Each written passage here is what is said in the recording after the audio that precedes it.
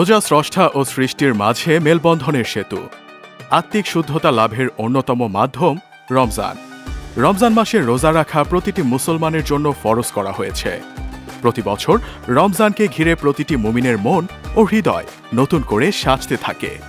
আকুল প্রাণে অনেকেই জানতে চায় আমাদের প্রিয় নবী হযরত মুহাম্মদ সাল্লাল্লাহু আলাইহি ওয়াসাল্লাম রমজান মাস কিভাবে কাটাতেন।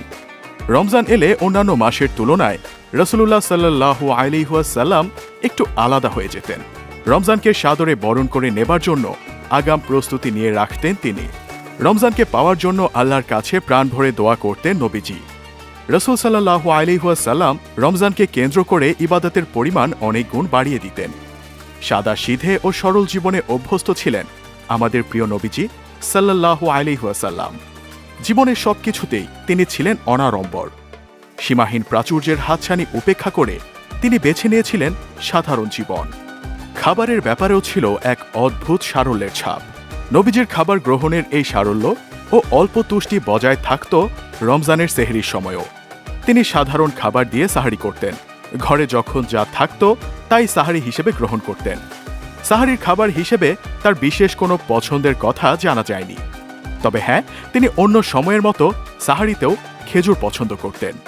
সাহারির খাবার যাই হোক না কেন, নবী করিম সাল্লাল্লাহু আলাইহি ওয়াসাল্লাম নিয়মিত সাহারি গ্রহণ করতেন এবং সাহাবীদেরও সাহারি গ্রহণের প্রতি বিশেষভাবে উৎসাহিত করতেন। তিনি বলেছেন, তোমরা সাহারি গ্রহণ করো, কেননা সাহারিতে বরকত রয়েছে। নবীজি সাল্লাল্লাহু আলাইহি ওয়াসাল্লাম সাহারি খেতেন রাতের শেষ ভাগে, সুবহা সাদিকের আগ মুহূর্তে। হযরত যায়েদ ইবনে সাবেত রাদিয়াল্লাহু তাআলা আনহু বলেন, আমরা আল্লাহর রাসূল সাল্লাল্লাহু আলাইহি ওয়াসাল্লামের সঙ্গে সাহরি খেতাম। এরপর তিনি সলাতের জন্য দাঁড়াতেন। বর্ণনাকারী বলেন, আমরা জিজ্ঞেস করলাম, ফজরের আজান ও সাহরির মাঝে কতটুকু ব্যবধান ছিল? তিনি বললেন, 50 আয়াত পাঠ করার পরিমাণ। তাই রাতের শেষ প্রহরে সাহরি খাওয়া সুন্নত। সাহরির পর যখন ফজরের আজান হতো, নবী করিম সাল্লাল্লাহু আলাইহি ওয়াসাল্লাম নামাজ আদায় করে নিতেন। দিনের আলো ফুটলে সাহাবীদের রমজান ও রোজা সংক্রান্ত শিক্ষা ও নানা সমস্যার সমাধান দিতেন। রোজা অবস্থায় রাসূল সাল্লাল্লাহু আলাইহি ওয়াসাল্লাম মেসওয়াকের খুব বেশি গুরুত্ব দিতেন, অন্যদেরও উৎসাহ দিতেন। আমের বিন রাবিয়া রাদিয়াল্লাহু তাআলা আনহু থেকে বর্ণিত, আমি রোজা অবস্থায় রাসূল সাল্লাল্লাহু আলাইহি ওয়াসাল্লামকে এত বেশি মেসওয়াক করতে দেখেছি যা গণনা করে শেষ করা যাবে না। রোজাদারের জন্য ইফতার বড় আনন্দের। ইফতার সারাদিনের রোজার ক্লান্তি ও অবসাদ দূর করে মনে অপ্রার্থিব আনন্দ উচ্ছ্বাস নিয়ে আসে। রাসূল সাল্লাল্লাহু আলাইহি ওয়াসাল্লামের অভ্যাস ছিল তিনি খেজুর দিয়ে ইফতার করতেন। আনাস বিন মালিক রাদিয়াল্লাহু তাআলা আনহু থেকে বর্ণিত আছে, তিনি বলেন, নবী সাল্লাল্লাহু আলাইহি ওয়াসাল্লাম নামাজের আগে কয়েকটি কাঁচা খেজুর খেয়ে ইফতার করতেন। যদি কাঁচা খেজুর না থাকত তাহলে শুকনো খেজুর দিয়ে, যদি শুকনো খেজুরও না থাকত তাহলে কয়েক ঢোক পানি দিয়ে। তাই ইফতার করা মহানবী সাল্লাল্লাহু আলাইহি ওয়াসাল্লামের সুন্নাহ। রবের সঙ্গে গভীর সম্পর্ক তৈরির অন্যতম মাধ্যম হল তাহাজ্জুদ।